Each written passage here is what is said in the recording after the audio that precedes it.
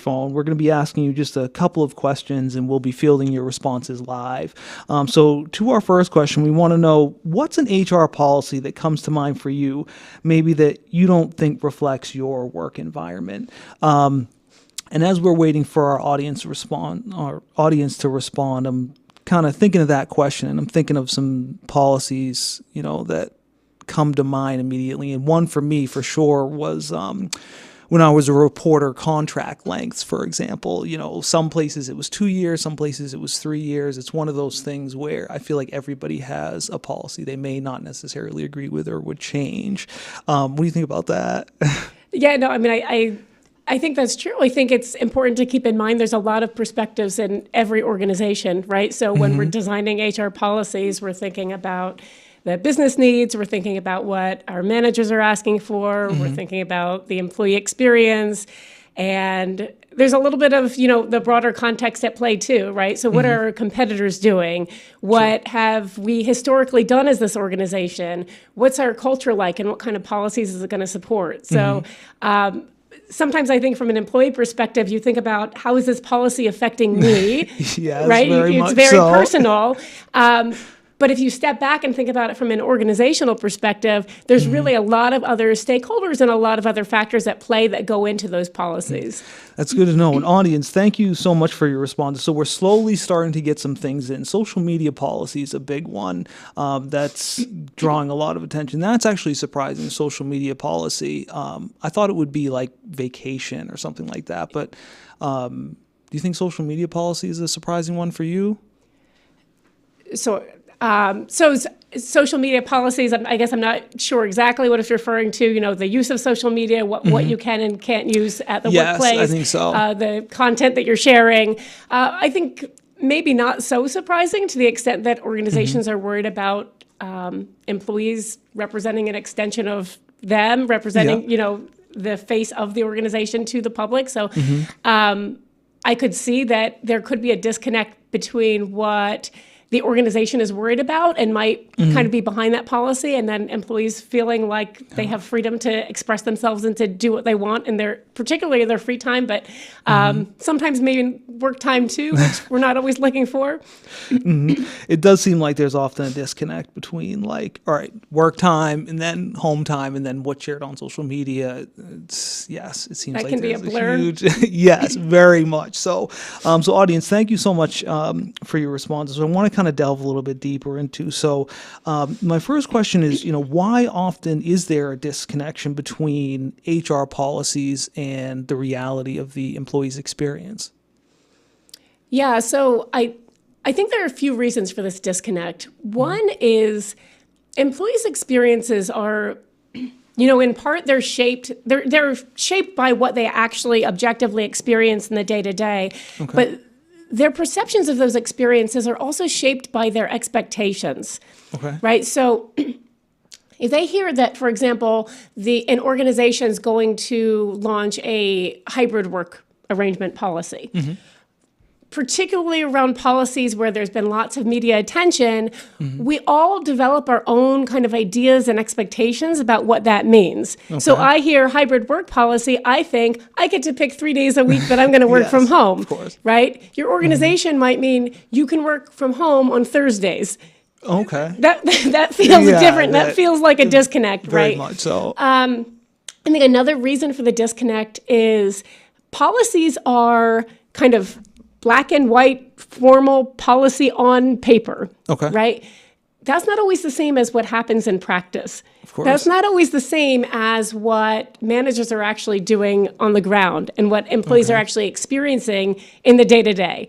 So you can have situations where managers are doing their best to implement a policy, but they're not doing it particularly well, right? We can think about performance management as a good example. So one key element of most performance management programs is regular constructive feedback. It turns out giving honest feedback can be really challenging for managers. Sometimes that involves uncomfortable conversations. Often frontline managers, those managers who are tasked with implementing a lot of organizations' HR policies, they don't sit in HR. They often don't have any HR training or HR background, which is no fault of their own, right? They've been promoted based on their own expertise. But as a result, they're then put into these positions where now I'm being told to have this conversation that I don't have the skill set to do this. I might not have the comfort or confidence to do this. And so I might let it slide, or I might kind of sugarcoat my feedback. And it may be more comfortable in the moment, but it doesn't necessarily serve the employee or the organization well, particularly to the extent that, and this is often the case, those policies tie to others. So if we think about pay for performance, well, if I didn't get an honest performance evaluation, then I'm not going to really understand why I'm not getting that raise I was expecting. So you can see a disconnect from that standpoint too. So it's the disconnect between what policies organizations are designing and implementing an employee's expectations, and then the disconnect between the policy and what managers are actually doing. Yeah. And with that, do you think it would be important whenever, somebody's promoted to a managerial role or something to at least have some type of HR skill, like in this scenario you're talking about, just so that they can, if they have those performance-based conversations, they know how to handle them properly? It would be wonderful. So too often it doesn't happen. So too often what we see happening in organizations is we're promoting our kind of best individual contributors into leadership roles. Sometimes those employees don't have the skills to be leaders. Sometimes they don't have the desire to be leaders. They want to be great individual contributors. Of course. In either of those cases, or even when you've got somebody who has the capacity and the desire to be a leader, some kind of training is essential, some kind of introduction to the role and the leadership responsibilities that are going to be part of that role. Because if you haven't done it before, that's a lot to add to someone's plate without any kind of introduction or development.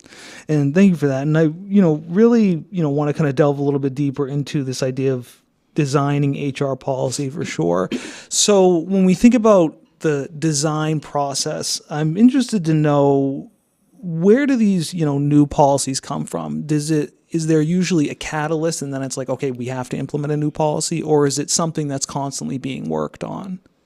Yeah, so that's a good question. I think probably most employees will tell you it feels like something's always changing in HR, right? Yes, and there's probably some iteration of each process going on at some point. But the reality is that introducing a new policy entails a big change. So there usually is a distinct catalyst or a series of catalysts. So I kind of think about these catalysts in two buckets. So there's what's going on inside the organization. Sometimes if we're implementing a new strategy, this might require a new skill set, right? Or a shift in employee contributions that's going to require some kind of policy change. When you have new organizational leadership coming in, they might say this culture is not working out, or these aren't the values that we want guiding this organization. So you might see a policy change then. When you see problems, when, we've got turnover increasing, when we have sales decreasing, that, guess what, triggers a little bit of a change.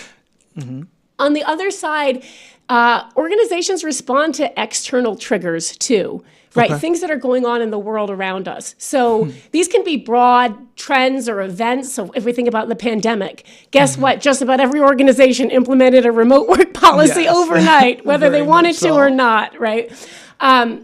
We see other external factors like competitive pressures. If all of our competitors in an industry are implementing a 4-day work week or a hybrid work policy, we may feel pressure to do the same in order to attract and retain talent. We see broader workforce pressures or requests. So not just within our organization, but societally, we see employees want more remote work options. They want more flexible vacation time. They want, they want wellness initiatives, all those kinds of external pressures from the workforce in a general sense can lead organizations to kind of reflect on their own policies and say, well, is this something that we should be responsive to maybe preemptively, even before it becomes a strong trigger internally? Okay. And when we're thinking about designing a new HR policy, is there a one-size-fits-all when we're thinking about the design aspect? So, for instance, when we design a new HR policy for hybrid work versus a new, wellness policy, can we design the programs the same, or do they have to be different? Kind of how does that work? Yeah, so it's really not one size fits all, or hopefully it's not one size fits all. I think an important question to ask within an organization as you're designing a new policy is, what are we trying to do here? What's our goal? Right? Because the same policy might be implemented for different reasons. And those underlying reasons are actually pretty important. So if we're thinking about I'll say a remote work policy, right? You could ask, are we doing this because employees are pushing for this? Or are we doing this because we're trying to extend our reach to access a global talent pool, right? Those are pretty different reasons. And it could be a little of both, but those are different reasons. And so that might lead us to consider different alternatives. If this policy is not working out, or if we need to tweak this policy, what modifications are likely to be acceptable are going to depend on what we're trying to solve for or what goal we're trying to achieve.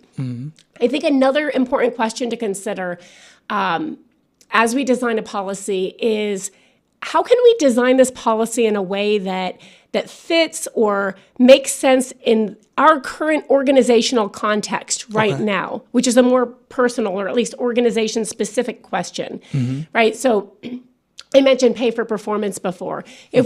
If we're launching a pay for performance policy, that's going to look really different if we're starting out with a really robust performance management system in place that we can then kind of just say, and in addition to everything else we're doing, we're going to recognize and reward exceptional performance with merit pay.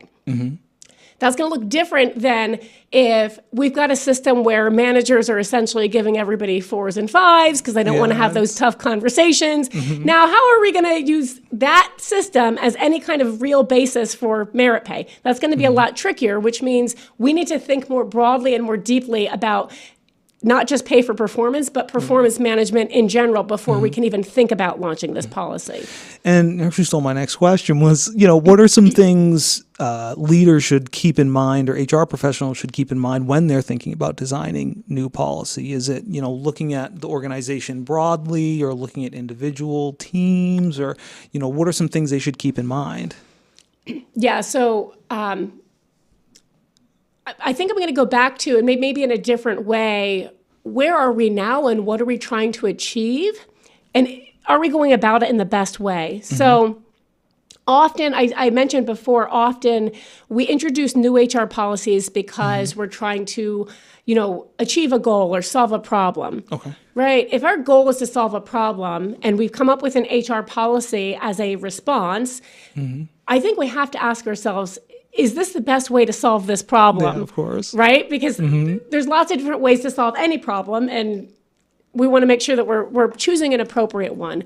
So if we think about, coming out of the pandemic, we saw an increase in employee stress and burnout. And so we saw a wave of organizations introducing all kinds of wellness initiatives. Well, it turns out that employees appreciated those, but that didn't necessarally fix stress and burnout, right? So maybe there was more that was needed.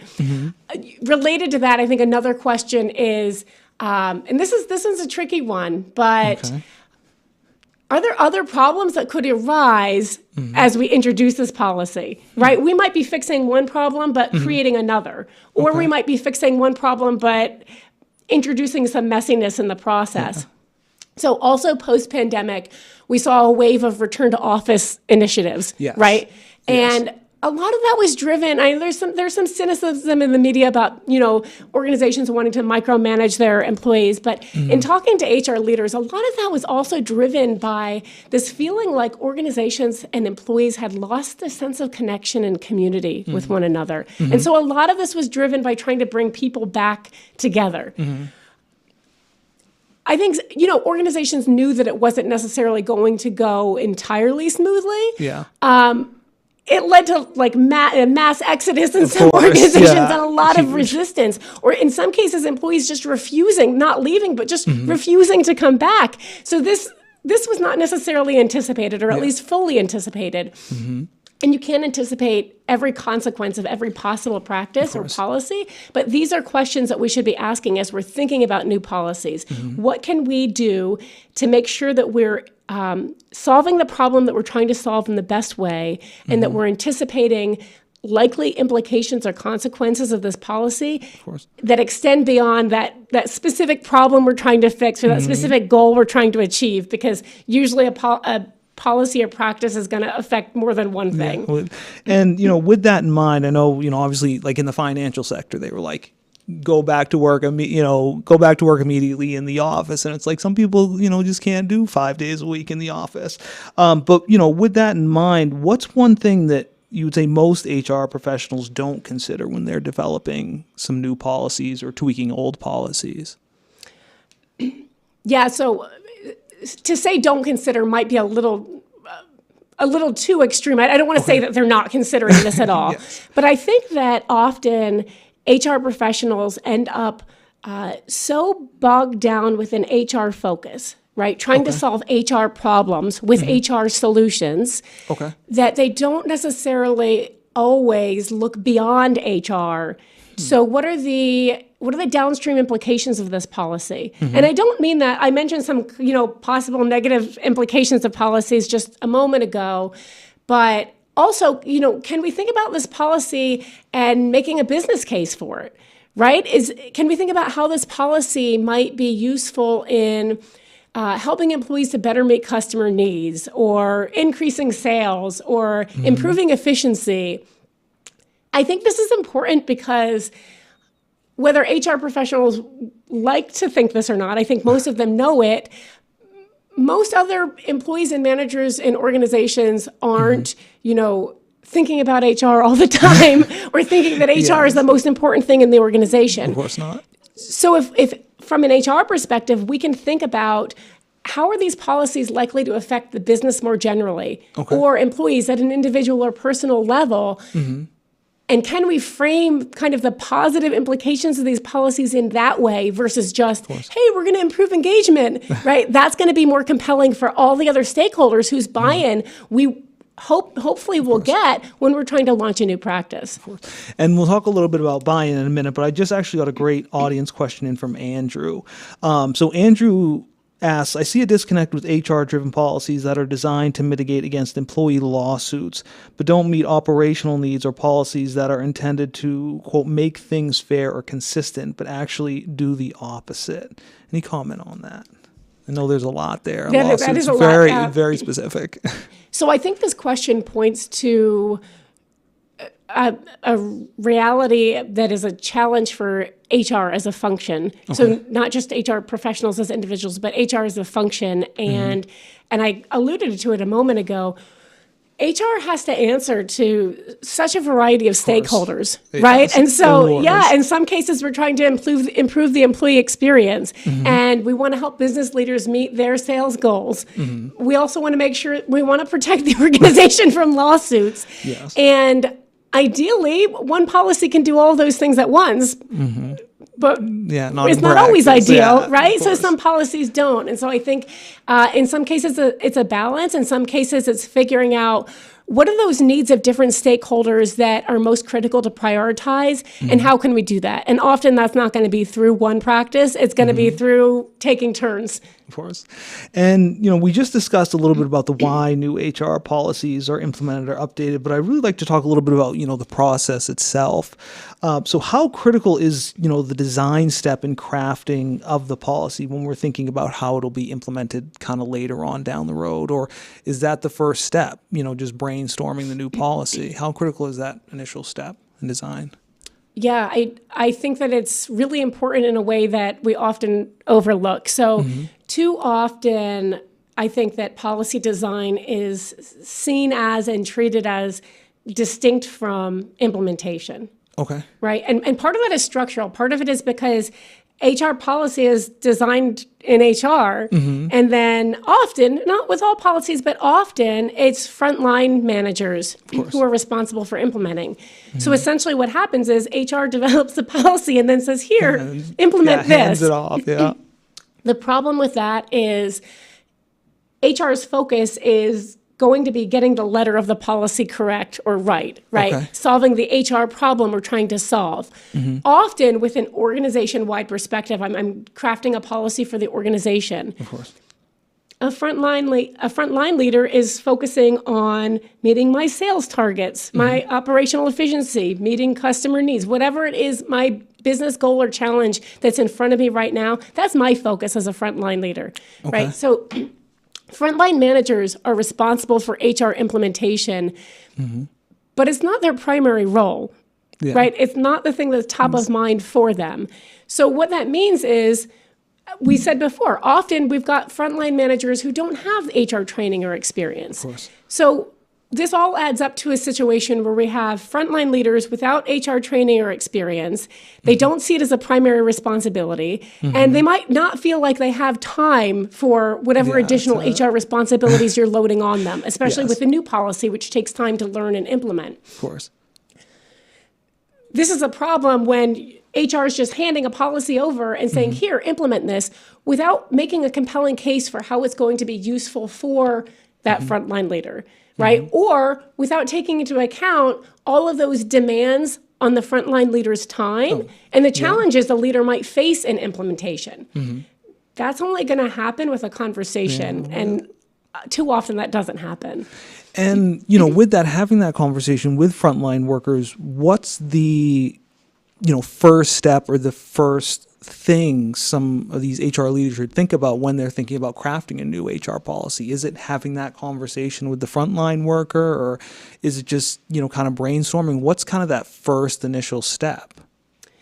Yeah, so I think there's a what happens and what ideally should happen, right? So often, and this is not to point fingers at HR, often organizational leadership is saying we need a policy around X. We need a return to office policy. And so that's what HR is doing. So this is not to put blame entirely on HR.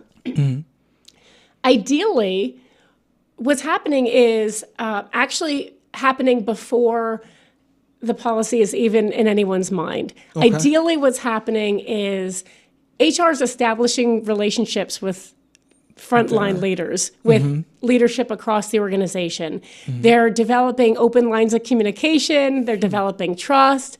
And maybe most importantly, they're figuring out what are the pain points that these leaders are facing? What are their goals, right? What's important to them? So if one of the key barriers to implementation is frontline leaders feeling like they don't have time, HR is not a priority, then one of the solutions there is HR saying, well, what you care about matters, right? Of course. And being able to frame HR policies in a way that, in the best case, we can say, this is going to solve that problem. This is going to help you improve sales.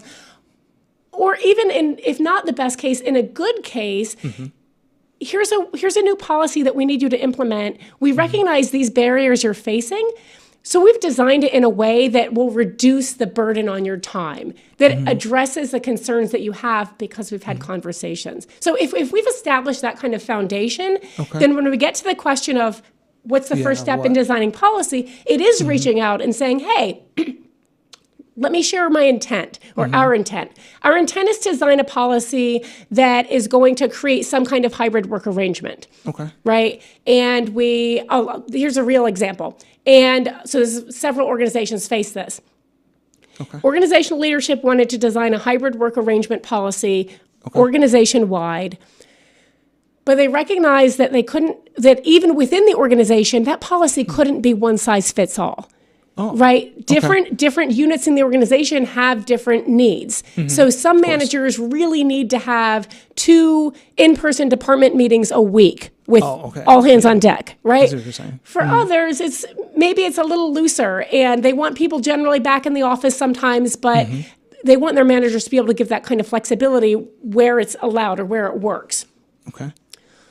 So ideally what happens in that case is HR shares that intent, shares that kind of purpose with managers and says, how do we figure out how to design this policy in a way that's going to set you up for success in implementation? Because it turns out, in many cases, organizations looked at this and said, this is great, managers are going to love it. We're giving them the freedom and the flexibility to do what works for their teams. In reality, what happened in many cases was managers came back and said, my employees know that this is at my discretion, so now I'm taking the heat for saying they've got to be back on Tuesdays and Thursdays. Of course. Right? I didn't get any support for the decision that I'm making for my team, or any kind of support in terms of how do I have these conversations in a way that takes ownership for the decision, but also shows employees that I respect them and I respect their time and their freedom and flexibility. So in retrospect, I think organizations probably could have benefited from more dialogue between HR and those managers to figure out what kind of additional support those managers could have used in that process. And how do we have that initial conversation? I feel like a lot of the times, just broadly speaking, when people think of HR, especially, maybe frontline managers, they think, oh, it's a new policy that, I might not have time for.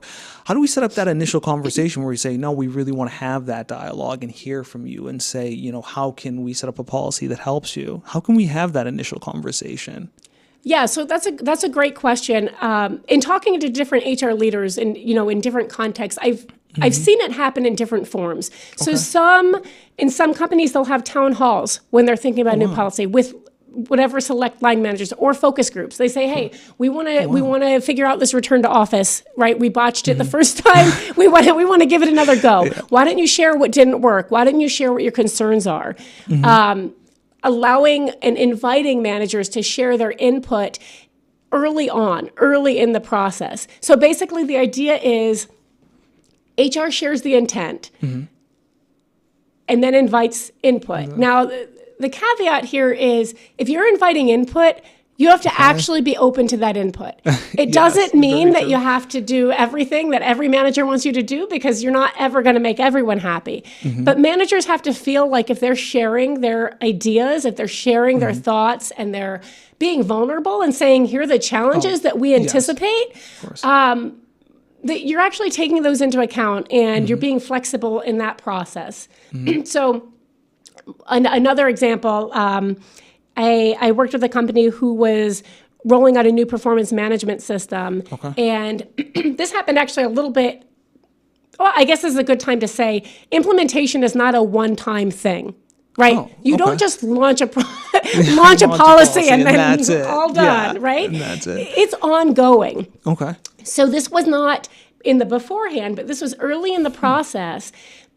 HR, the group within HR that was responsible for designing and rolling out this new policy started having these weekly office hours, virtual office hours, where they invited managers to check in. It was, half hour, and say, here's what's working, here's what's not working, here's how I've adapted this policy to make it work for me, which this I thought was a really great idea. And I love to hear that this organization was open to this. So one of the pain points for managers in this performance management process was all the documentation, which was extremely time consuming. So managers said, look, we're happy to have these ongoing conversations, but then to have to document all of them, document each goal for each employee afterward. I don't have time. And then that can be a barrier. Like, if I can't do that, then just throw my hands up. I'm not going to do it at all. So a few managers said, here's kind of how we're doing it. One manager said, we're having employees summarize these conversations, right? And then it actually gets the employees to kind of take ownership of the goals. Or we're setting aside one time every, however many weeks I take quick notes during these conversations, and then I just do it all at once versus interrupting my whatever workflow every time I have one of these conversations. HR in this company then shared these ideas out more broadly to other managers. So this to me showed a real openness and responsiveness. And the responsiveness is really the key when you're inviting input, right? So it's to say, not only do we invite you to share what isn't working for you, we're inviting you to share, what have you done to make it work? And then we're actually going to say, hey, here's a way to change the practice that we created, the policy we created, to make it more manageable or more feasible for you from other people who are in your role and probably understand the challenges you're facing better than we do. That's so interesting. I never thought about, at least for me as just kind of a layperson, I always thought, HR policy, it's like the policy's written, it's sent out, it's done. But that's so interesting to revisit that. Do you find that happens often where an HR policy is implemented and then HR professionals or whoever go back and say, okay, maybe we need to tweak this or maybe we need to change this? Does that happen often? It mostly happens when things don't go as expected the first time out, right? Okay. So I think return to office is a great example because you Yes, saw it very play much out so publicly, right? Yes, These organizations said extremely. everyone's back for 3 days a week, and you look around and they weren't. No, they it's didn't like, actually no, come yeah. back, right? And that's when organizations will kind of roll back and say, okay, we need to get this right. In terms of tweaks along the way, I think more often what we find is frontline managers are sort of quietly making these adjustments to make these policies work for themselves. So Okay. they're not necessarily feeding them back to HR. There's not this like beautiful cycle where they're sharing their input back and then it's feeding back to other managers. They're just figuring out what works for them. And this is kind of how I do things. So I'm actually working on some research right now that shows that managers are actually pretty heavily influenced by their direct supervisor and their peers in the context of actually performance management. So if my supervisor, I'm actually experiencing performance management from my supervisor, right? They're evaluating me, they're giving me feedback. So I see what they're doing from a sort of recipient or employee perspective. And then my peer managers, I might have conversations with them. So in many large organizations, they have performance calibration or performance management calibration sessions where you kind of say, all right, I gave these people 4s, I gave these people 5s, and you kind of say, are we sort of all on par with how we're rating our employees and evaluating them? They're not just talking about numbers there, right? They're actually talking about process. They're talking about the broader implementation. And so it turns out that actually does matter. So this isn't always happening through HR. Sometimes this is happening on a peer-to-peer or a peer-to-supervisor basis too. That's so interesting. And with that, we actually just got a great question in from Peter, and I just very quickly want to touch on this. So Peter asks, as a Six Sigma black belt, I work with HR who have written problem definition first, written and reviewed by executives and employees to have them agree on the problem definition. That needs to be the first step. Or rather, does that need to be the first step? Let me rephrase. Yes, that speaks directly to the point I was making at the beginning when I said, what's the goal? That's so important. I completely agree with that. What are we trying to solve? Or sometimes you're trying to solve a problem, sometimes you're trying to achieve a goal. Of course. We have a task or a challenge in front of us in either case, right? So what is our desired end is another way of thinking about that. And then working backward from there to so what does that mean? What's the right policy? That also informs, again, what modifications are workable. So we may find that managers are making tweaks to the policy that don't actually work, right? That are undermining our purpose. And that's not okay. And we do need to, correct that. But it gives us defining the problem really clearly up front, figuring out what we're trying to achieve is critical for designing a good policy, figuring out where we can have flexibility around that policy, and then evaluating how well it's been working. Okay. And when we're in the design phase, how critical is that, or how do we balance that idea of, having it really defined, but understanding that maybe frontline workers might adjust it or tweak it a little bit? How do we find that balance? I think that's going to depend on the policy. So there are going to be some policies that there's not really room for flexibility, right? Some of it is going to be through those conversations with those frontline managers to figure out what's going to work for you. And where there are places that we don't have room for flexibility, then I would say it's all the more important to get their input early to figure out how do we design the policy so that they don't feel like they need to tweak it. Okay. Right? So if it is the performance management policy and they're telling us that this documentation is just too time consuming, is there a way we can design the policy to make sure if we figure out what's really critical in the policy? Is the documentation what's really critical, or is it really critical that they're helping their employees set goals, that they're giving regular feedback, and that they're evaluating fairly, right? If we can figure out what are the really key things, and then figure out where we have room for flexibility, Yeah, we can kind of use those points to have a discussion with managers to figure out kind of a middle ground. Awesome. And thank you for that. And just very briefly, audience, we want to hear again from you. Again, scan the QR code with your phone. We'll see your responses live. So we want to ask you again, with all this in mind that we've been talking about, if you had the final say, everything like that, what's an HR policy that you would necessarily implement, if you were the end all be all? And again, we'll, kind of wait for audience responses and everything like that. Is there, I guess, a policy that you find through your research that a lot of people want to change, or that most people would say, I might tweak that? Is it, yearly reviews, or how much vacation time they get, or how often they get raises? Is there one thing that kind of stands out, would you say, for most people? Yeah, I think that's funny, and I think we see things, different policies gaining favor and losing favor at different times, or becoming more popular at different times. So a few years ago, there was a wave of people saying, some organizations saying, we're getting rid of performance ratings. And there was, some reasons to do that, and then some challenges associated with it. Some stuck with it, some rolled it back. I think remote work is a great example where we see lots of employees saying they want remote work, and different opinions from managers, all with different reasons, of course, right? And we'll see where it shakes out. It's tough to say, but I think it's fair to say that in 2 years, there'll be another policy that people care a whole lot about. I mean, you can think of others in the news right now, like 4-day work weeks and flexible or open-ended vacation time and flex time, Yeah. There is a trend, I think, a broader theme there around people wanting to take back that work-life balance and feel like they have more control and more say in the boundaries around their work. But I think certainly we're gonna definitely see different policies come up at different points. Yes, very much so. And audience, thank you so much for your responses. So we're slowly starting to get in responses. Vacation obviously is the big one. That's not really surprising. Merit increases, that's another big one that we're seeing. I did see one, it's a little small there, but tattoo policy. I did see that one, which jumped out to me, surprisingly enough. But vacation's really the big one. So when we're thinking about really just kind of the two that are popping up, obviously we have vacation and merit increases.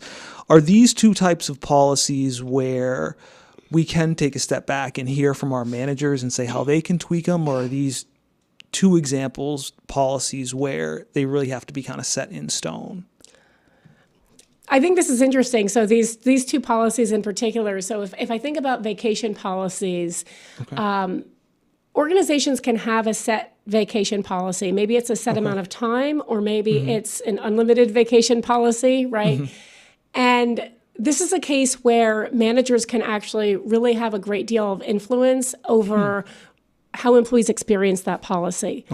So an organization may have an unlimited vacation policy, and so an employee may actually be really attracted to that and join the organization for that, in part for that reason, and then find that, okay, well, it says I can take unlimited vacation, but I see that when my peers are taking what my manager thinks is too much time off, even when they're getting their work done, they're not getting the great project assignments, or they're being passed up for promotion, or I'm told I can take vacation whenever I want, but it turns out I'm traveling so much for work, or my workload just prevents me from actually taking the time off that I thought I could take. So that's a great example of a policy that you could have a policy on paper, and then you've got the real practice. And in some cases, it's the manager sort of intentionally doing something because they might not buy into the policy, like they don't think employees should have unlimited vacation, and so they're going to allow you to do it, but treat you differently if you do. Or it's just the nature of the work. And sorry, but your workload is such that it's not really going to work out the way you might expect. Yeah. And, audience, thank you so much for your responses. And we talked a little bit about the why and how, but I'm interested to know, you had mentioned a lot about the partnership between HR and frontline workers. One thing that comes to mind is, you mentioned before about, the return to work when it was, hybrid versus, a couple of days a week or anything like that.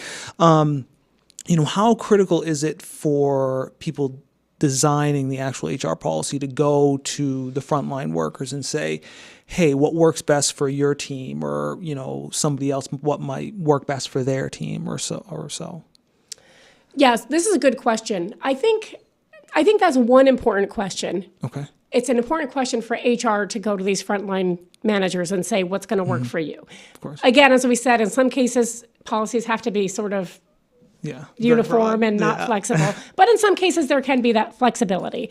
And in any case, even if there's not room for flexibility, just understanding the circumstances that each manager is facing or each part of the organization is facing is really beneficial. I think the other conversation, though, is related to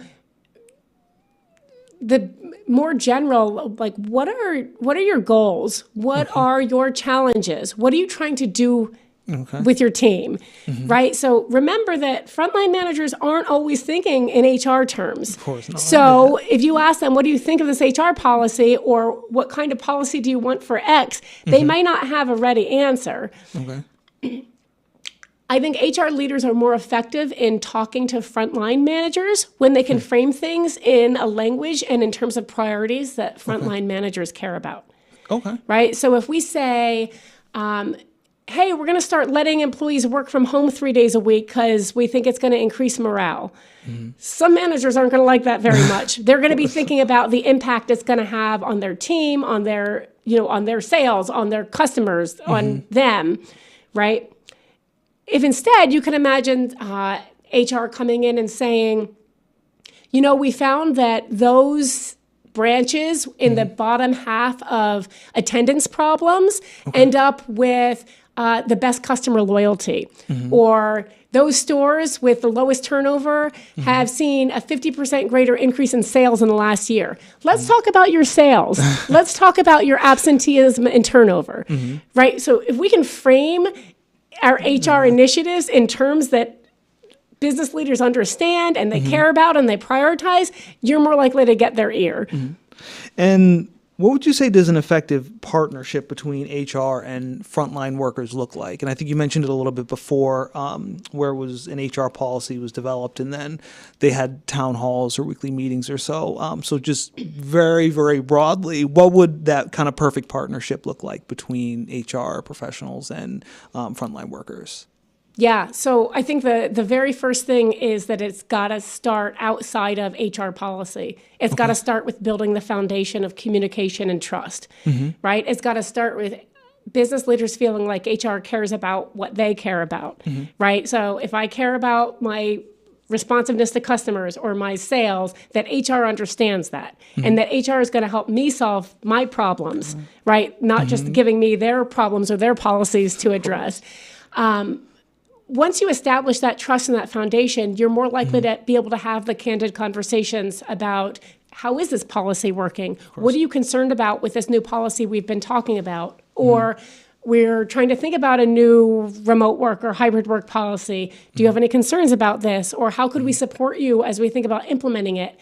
And business leaders are more likely to open up when you have those conversations, if they're built on that foundation of trust and communication outside of that context, right? If you're cold calling a business leader that you've never talked to before and said, "Hey, here's a policy. Any concerns?" They're probably not going to be ready to open up.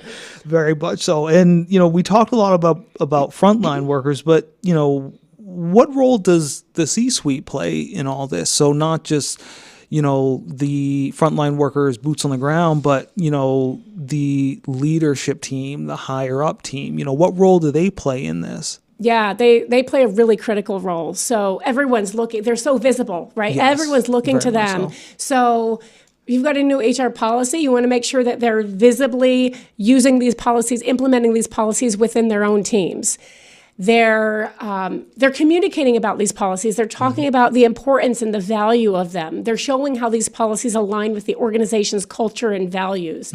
And they're using these policies themselves, right? So you see like CEOs or CHROs taking parental leave or publicly taking their vacation time so that employees get the signal like, okay, this is okay to do. Yeah. And, with that, one thing that came to mind was I was just kind of thinking along these lines of, C-suite and everything like that. How much influence does that have when frontline workers or folks with boots on the ground see some of their C-suite folks or their leadership team, take advantage of some of these HR policies that are implemented? I think it matters a whole lot as long as there's support for them as well, right? So there is this really toxic situation where you see a signal being sent that it's okay for the top leaders to use these policies, but these are not really meant for employees lower in the organization. So it's really that communication that I talked about, the showing how these policies fit with the culture, with the values, and sending clear signals that we're going to celebrate these policies, right? We're gonna show that we actually, as leaders, as organizational leaders, that we believe that these policies are for everyone, and that the organization is going to be better to the extent that these policies are implemented organization wide. And when we're thinking about the implementation piece of new HR policy, when would you say is a good time for HR professionals to maybe take a step back and say, okay, we implemented the policy, we have this much information about it, or we're hearing from frontline workers. Now let's maybe try to take a step back and tweak some things. Is there like an ideal time for that, or when should some tweaks come if they need to be tweaked? Yeah, that's a good question. So I think some of the timeline may kind of happen on its own course. So if there's resistance to a policy, then it's right now. That's when you do it. Otherwise, maybe it's setting out a timeline in advance. We're going to check in on this in 6 months, or after all the first round of performance reviews have been in, right? If it's a performance management, and see how things went, and then see if we need to make any tweaks. You can also build in plans for adaptation or modification within the design. So one thing that organizations sometimes do is they'll pilot a new policy in a subset, a small portion of the organization. I think this can serve a lot of really nice purposes. So one, if you don't have full buy-in for the policy, but you can get buy-in, among a few managers, then you can establish the effectiveness of the policy then, and then use that as a success case to sell it organization-wide. Or if things don't go as planned, easier to do damage control when it's 100 employees versus 10,000. You can roll back the process, the policy. You can figure out what tweaks need to be made before you implement it on full scale, more visibly and more publicly. So I think pilots are an underused but really effective tool that HR can use to kind of test out policies when they're not quite sure how they're going to go, or when it's not, maybe it's hard to anticipate what successful implementation is going to look like. So if I've got a good relationship with a few managers, I know that I can trust them to tell me what's going well and what's not going well, and I can use that to then develop tools or develop greater, broader implementation support that I can make available organization-wide when we roll out that policy more broadly. And I guess, is there an ideal number as far as kind of quote-unquote test cases go, as far as, we want to test a new policy on 10 employees or 100 versus, like you said, like 10,000? Is there an ideal number, or would it just be, like you mentioned, testing it on, a manager you have a good relationship with? Yeah, I think it's going to depend on a number of factors. So one is what kind of so another reason organizations will do pilots is maybe we lack resources to roll out on a full scale to begin with. So in some cases, it's going to be defined by constraints, like I only have support from these three managers, or we only have resources to test this out with 300 employees to start. 10 employees is probably too few. 100 might be okay, right? And so some of it may also depend on the nature of the policy as well. Perfect. And we have a little bit of time left. Audience, thank you so much for your responses. If you kind of, reach out to our HR professionals out there, anybody who may be viewing or listening, and give them one piece of advice as they're thinking about the next HR policy they might work on, or, the next policy they might tweak, what's one thing you would want them to keep in mind? At the risk of sounding like a broken record, involve other people early. So this is we've talked a lot about frontline managers, right? But employees too. Figure out what employees are the ones that are going to be experiencing these policies. So managers are going to be implementing them, but figure out what are their experiences today? What are their concerns? When you talk about the possibility of a policy around X, what are their reactions? What are their concerns? What do they hope that it's going to look like, right? That does a few things. It gives you their input, which is great to get it now versus later after you've tried to launch the policy. Yes, of course. And it can help to inform the design, but it also helps you to gain some early buy-in. When you've invited their voice and showed that you care about what they think and that you're going to take that into account, now they feel like they've got a little bit of investment in that policy that's being developed. Cool. Awesome. Well, Becca, thank you so much for joining me. Audience, thank you so much for your questions. We really appreciate it. One last thing, very, very quickly, if you could scan the QR code at the top of the screen, just kind of let us know how we did, how we can improve, anything like that. And again, audience, thank you so much for joining us. Becca, thank you so much for joining us. And we will see you at the next keynote. Have a good afternoon.